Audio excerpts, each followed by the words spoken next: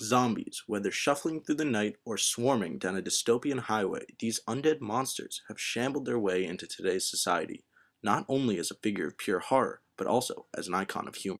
The first appearance of zombies in film came in the 1930s when the Halpern brothers released White Zombie, a story of a man who hexes another girl into becoming a zombie slave. This movie frightened thousands while introducing the concept of the undead. Now I know what you're thinking. Matt, technically isn't Jesus the first zombie? In this presentation, I'm specifically talking about zombies portrayed in film or television. These infected nightmares have stumbled into top-tier films of our generation. Movies such as World War Z, Dawn of the Dead, and 28 Days Later add an undead dimension to the horror genre with the creation of this new monster.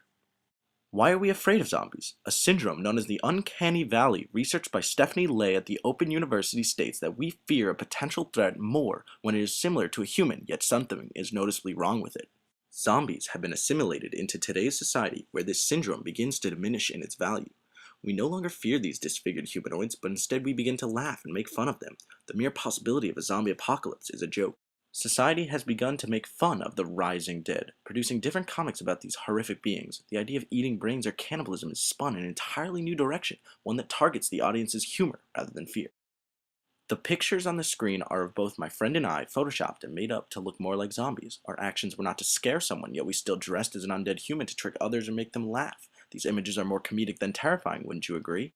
Zombies can be seen everywhere, on television and movies, yet we are no longer scared of them. If a person was to see a zombie rising out of its grave, they would be more inclined to think it's a joke and push them back, rather than run away screaming.